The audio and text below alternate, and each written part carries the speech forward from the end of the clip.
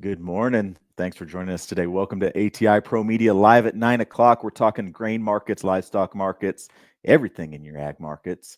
Had some shakeup overnight with the soybean oil stuff tanking the market. RVO volume obligations reportedly turned into the White House. And is there some insider trading? I don't know. Somebody's got the numbers. Bean oil limit down overnight. That's one of the main headlines here. Got a lot of weather stuff happening as well. We also had CONAB this morning. Dr. Cruz joins me to talk about South America. Here we go. Let's go to your markets, dive into the show, and get to your headlines. All right. July corn is down a penny and a half somewhere. I can't see July corn. It's not on my clipboard. New crop D's corn's down a penny and a half at 4.39. We got a no new crop beans down 18 cents at 10.43. Soy oil is down 2.96 off of that $3 limit lockdown. 49.46 on your soy oil limit lower overnight, but off of that currently. Soy meal is up $3.40 at 2.99. Chicago wheat, we got wheat down at 3.75 cents. KC wheat is up a penny and a quarter.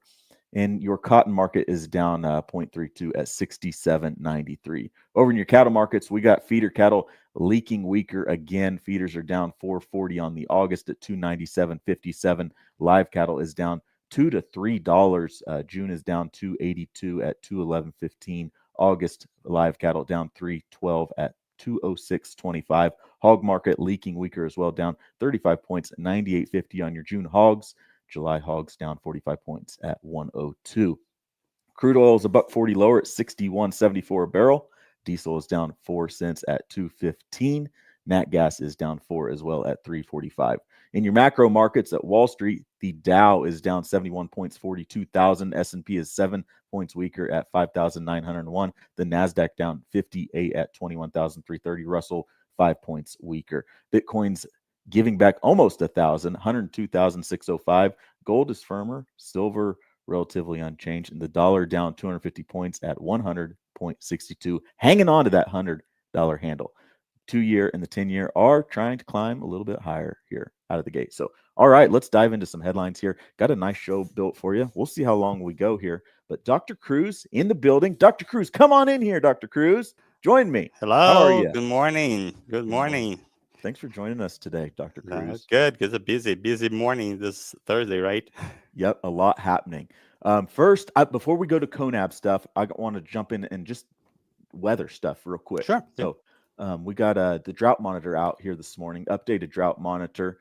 Still some problems there in the western plains, northern plains. You can see that red in Nebraska and some red up there in the corner Dakotas. Also have, let's see if we can add this to the stage here. I want to look at the current radar because we've got some nice moisture here in up in the Dakotas right now. So nice system up there, bringing some rainfall. So good to see some moisture up there. If you're up there, let us know how much you've got. I've seen on some of the maps, inch and a half there. But good to see some moisture up there. I know those guys were needing it.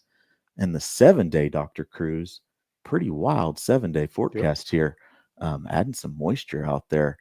That'd be good to Yeah, that see. looks good. Yeah. I hope they get at least some of that moisture. They really need some. Mm-hmm. Yeah, compared to last year, the drought monitor is not showing that. The plains, Nebraska, the Dakotas, Mm-hmm. they need the rain. Definitely. The change I'd note from yesterday versus today on this update from the 7-day model is that a little more purple on that eastern edge of Nebraska. Hmm. So purple's, inch and a half plus. So good to see because that area definitely needs a drink there. But Yep. good to see that increase. We also had the CPC each month does the long-term outlooks, and you gotta always take these long-term outlooks with a grain of salt. But let's look at the June, July, August outlook. That looks a little dicey, Dr. Cruz. Hmm. Yep. I don't Yeah, you see the right hand side is still showing like dry weather for most of the area here. Is hopefully seeing some rain getting there now. mm-hmm, They need the rain to move forward. If they don't def get enough rain now, it's going to be that the outlook doesn't look very good for them.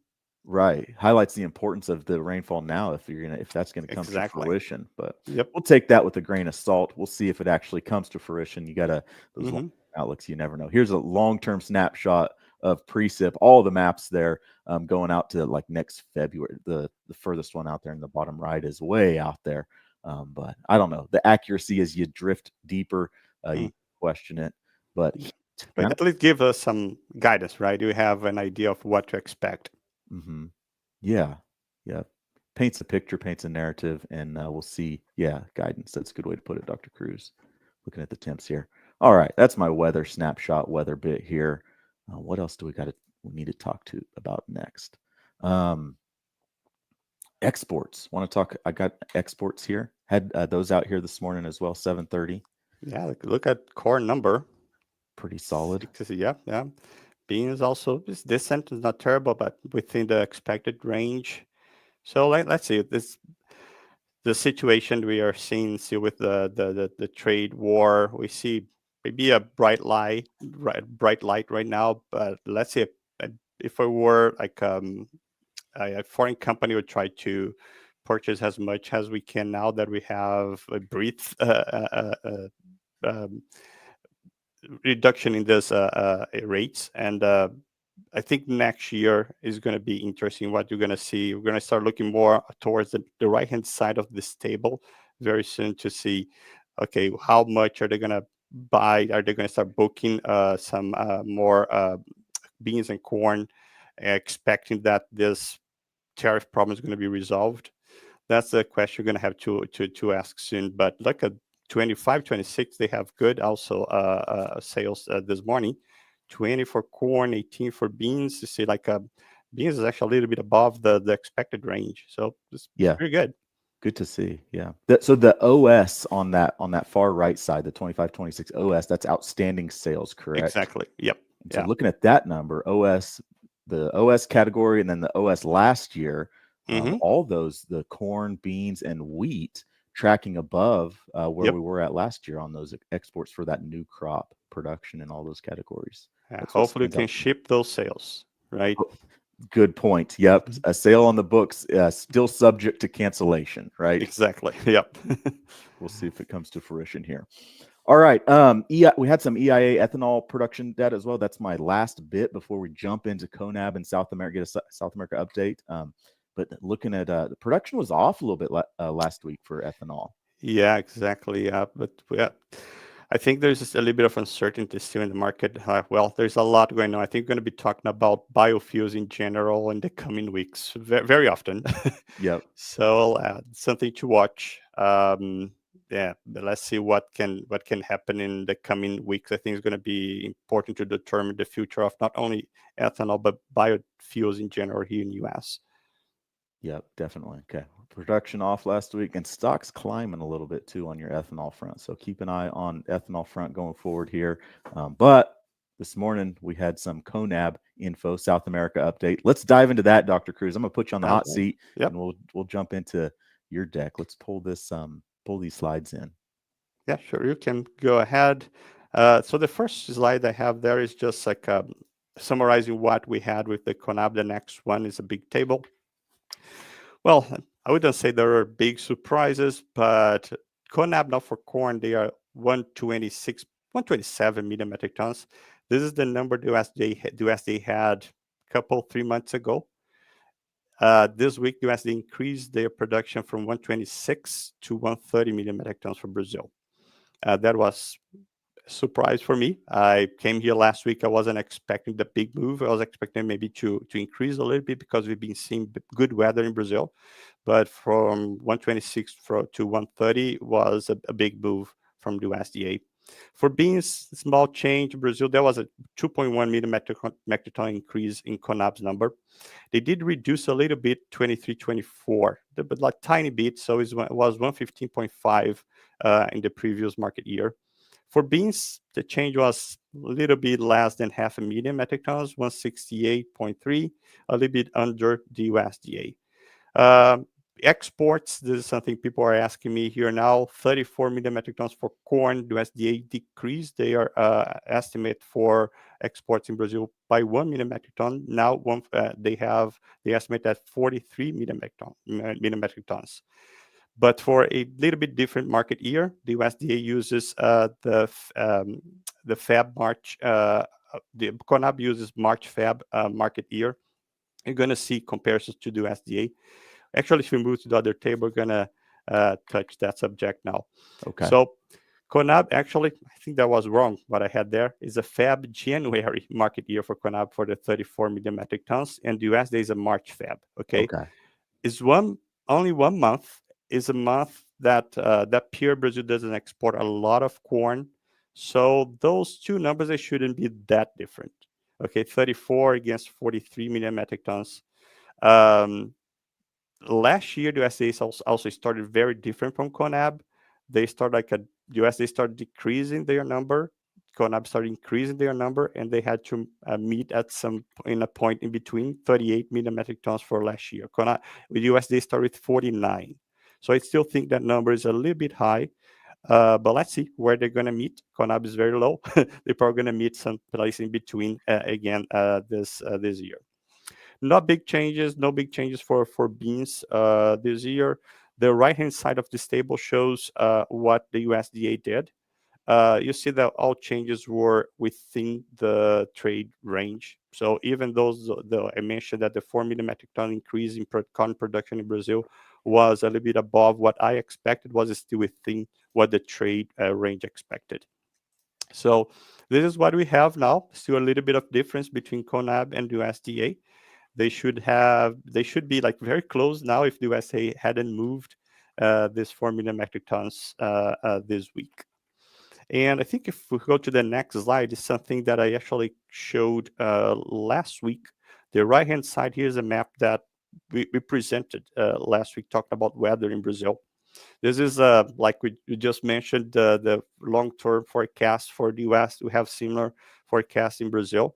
And we saw that there are parts of Brazil, main producing regions for second corn crop, where they're going to have normal precipitation. This is a picture on the left-hand side from from one of the reports that the USDA releases at the same time they released the WASDE report, showing just find the reason they changed production estimate in Brazil. So this is a precipitation index.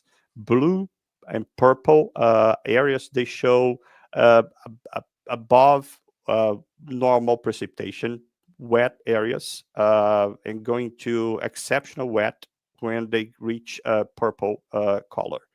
And when they are, for those white colors, they are normal precipitation, and the brown colors, again, dry conditions.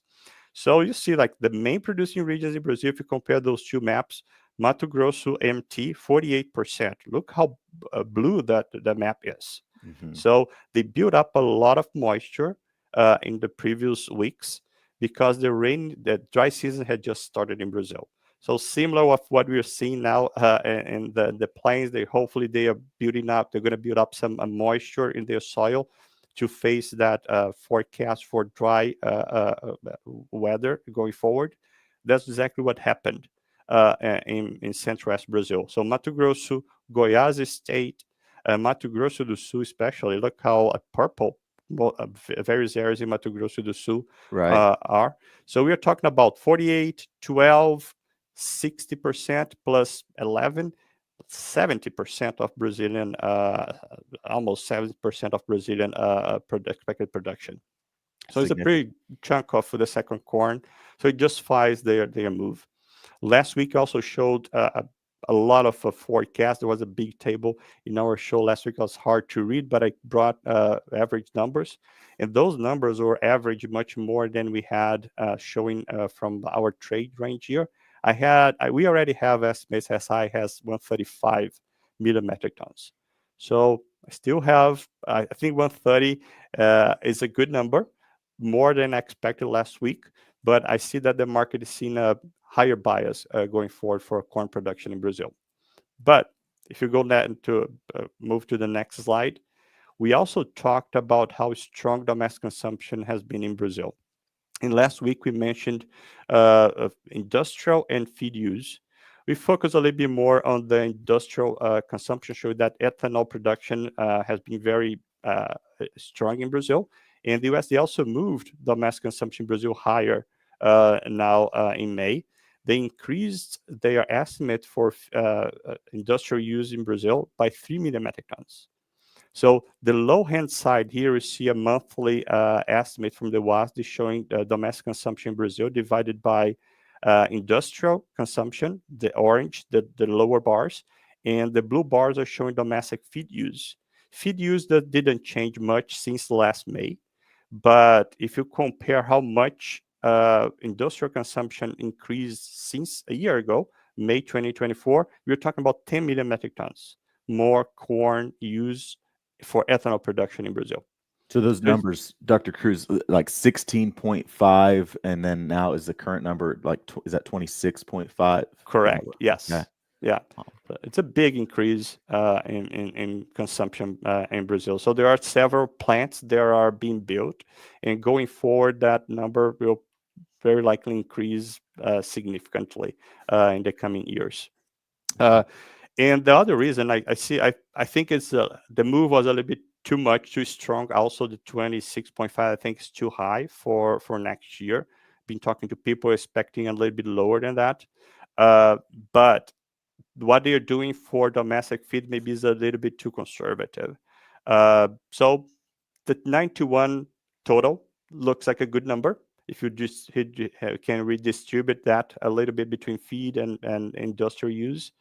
Because if you see on the left-hand side, the lower chart I have here, the table shows how much Brazil production and exports and domestic consumption for various types of meats, they have been increasing. Like over the last 10 years, for example, if you see like beef production in Brazil increased by 26%, swine pork production 31%. If you look at exports, Brady, look at that.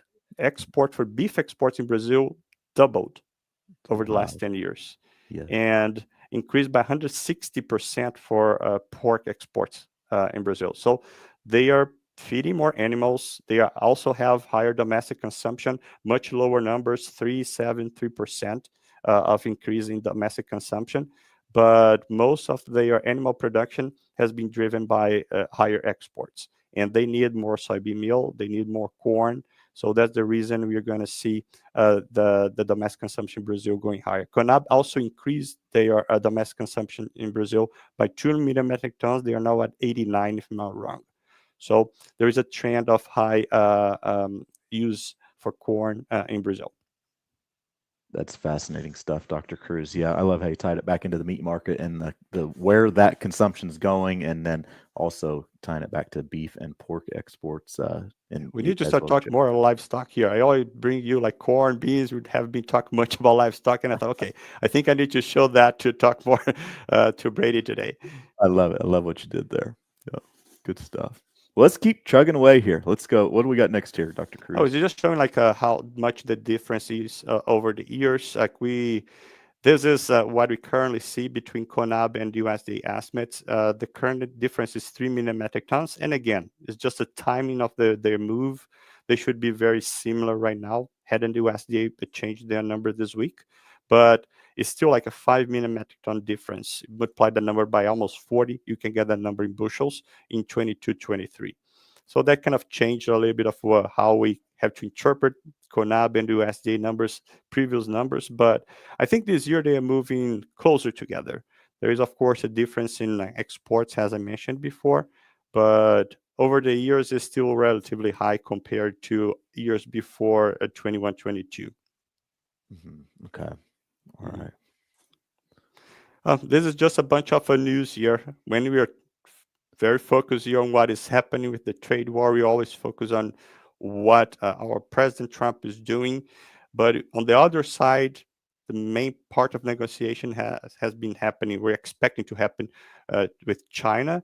But at the same China, look, this is news from last week, a week ago, the 8th through 2 days ago that I collected from Bloomberg. There is a lot of talks about China talking to Brazil and Argentina.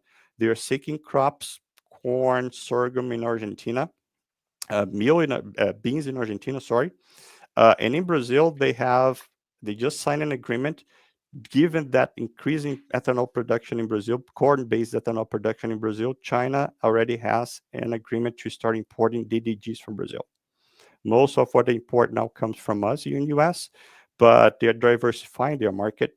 Of course, given the situation now, they're going to try to diversify that to reduce their risk.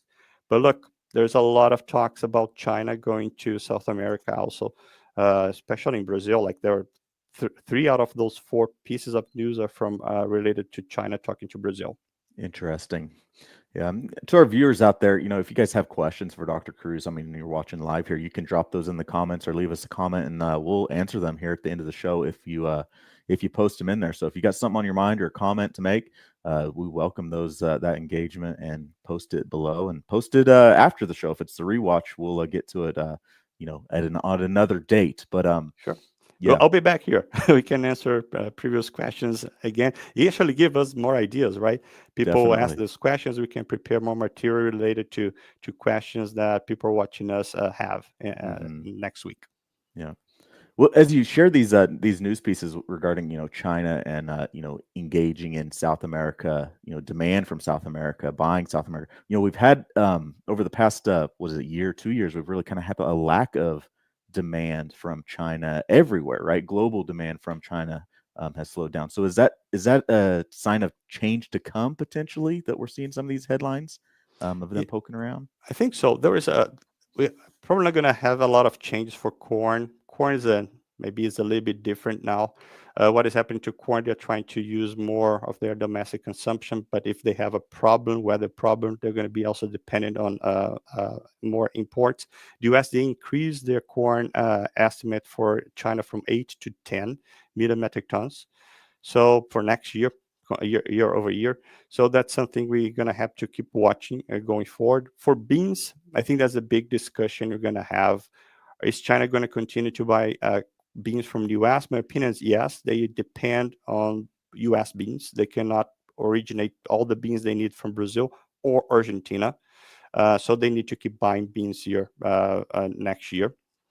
Probably paying higher prices because of higher tariffs, if that's confirmed in the future.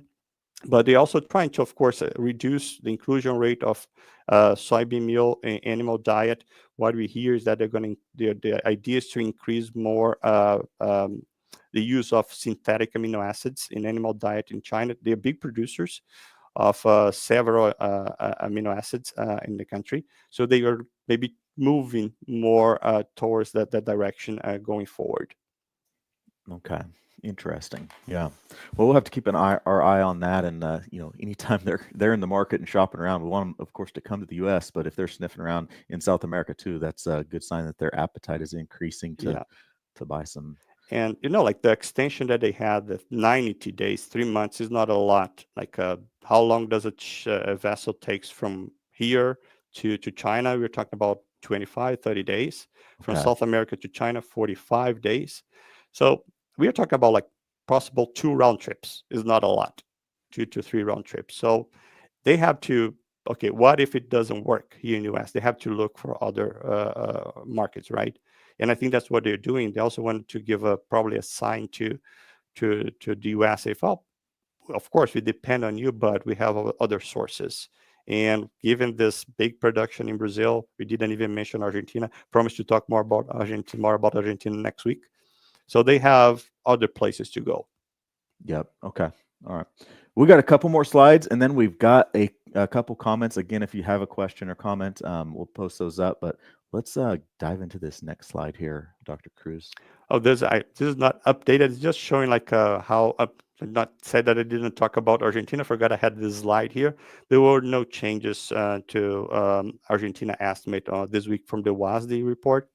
We're going to have Argentina estimates from local estimates updated today from the Buenos Aires Grain Exchange. So probably going to share that with you today. You can share in the show tomorrow or Okay. Monday. Yeah. But Argentina is harvesting beans and corn now. Beans have been like much lower than the average pace. So I think the USA is probably waiting a little bit longer to see if that change, they're going to make any changes. I'm thinking like 50 for beans and 50 for corn are good numbers for Argentina right now. But it was within the trade range if you compare that to what we expected before the WASDE. Okay. All right. Cool. But there's just a company, another consulting company in Brazil, Varies. They have very nice stuff. Like this is from LinkedIn. I follow them on LinkedIn, and you see that how Brazil conditions for corn improved. So there are several bars going from 21, 22 to 24, 25. The green bars are good and excellent. You see how those bars are much greener compared to previous years. Okay. So the 130 varies. I think is 135. One of the agencies in Brazil, local agencies in Brazil, who are expecting very high production for this year. But I'm not surprised with those numbers given how good the crop is. Everybody I talk to in Brazil, especially Mato Grosso, Goiás, they are saying that the crops look very good. They are expecting better than average, higher than average yields this year. Pretty soon, a couple weeks or maybe next week, you're going to start seeing some initial reports for corn harvest in Brazil. But starting in June, mostly July, you're going to have better numbers. But let's see. It's always good to see the initial numbers, right? So they're going to come up soon. Yeah. Okay. As I look at this, I don't see an area or a region that has worse conditions than the previous year on this map. No, there isn't, right? The Yeah. worst is actually probably my home state, Minas Gerais, the state, the bottom, the second Okay. group of Yep. bars. They are everything is relative here. It looks good to me, but when you see Mato Grosso, for example, up above, Yes. but it's still good, Right. right? And the point is like all those three states on the top, Mato Grosso, Goiás, and Mato Grosso do Sul, Hmm. they've had good precipitation. And that's the map, what the USDA showed on their map, that map I shared before, that rains last month in those states were good, and they built up good soil moisture to face the dry season that has just started in Brazil. Now they're going to see more rain, regular rains only in the spring, September, October. It's going to be very dry going forward. Let's see how temperature is going to be. We're not expecting very high temperatures, so that moisture is probably going to stay in the soil for a little bit, helping the second crop to develop well in most parts of Brazil. Okay. Interesting. Well, yeah, as I look about this, I got to just think in my mind, heads up to U.S. corn producers that safrinha corn crop is off to a good start, and just could be because we are entering that dry season. There's going to be some headlines about the dryness in South America, but they got some subsoil there to pull from, and that crop could be a pretty big crop and a big competition for U.S. corn farmers down the road here. Right. Yep. All right. Well, let's dive into a few comments here. Got some cotton comments from Luke. I want to pull these in. Luke asked, could you speak to Brazilian cotton industry, Dr. Cruz? Just like they have with grains, oilseeds, and livestock, Brazil has continued to expand cotton acres and exports. Good. That's right. I'm not going to talk much about corn because I think I'm going to say something that is not very correct here. I promise I'll try to bring someone here in the corn industry. I have good contacts in the corn industry. I better stuck with what I can Yep. tell you, like for sure. But this is right. Brazil is a big competitor. They have, especially in Mato Grosso, there is a lot of because the safrinha corn is very risky. Remember that the literal translation for safrinha is a small crop. Okay. So they increase a lot of production with better technology. So a lot of producers, especially in Mato Grosso, looking for an alternative to corn.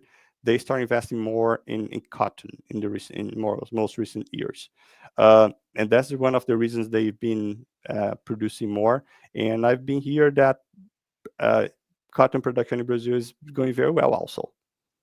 Interesting. Yep. Okay. Prices are getting better also. International prices, Brazilians also follow international prices. But I promise you, I'm going to try to bring someone here, maybe for premium content, to discuss more about cotton. Okay, good. Appreciate that. Yep. Yep. All right. He's got this other comment here. I love this comment's fascinating. But are the Chinese copycat machines allowed for import into Brazil? I've seen videos of different Deere cotton picker clones in China. And those Deere, the John Deere, all in one, where they pick the cotton and they pump the bale, the big round bale out the back. Those $1 million machines.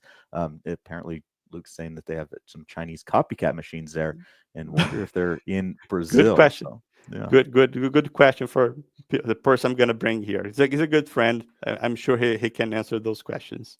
Yeah. Okay.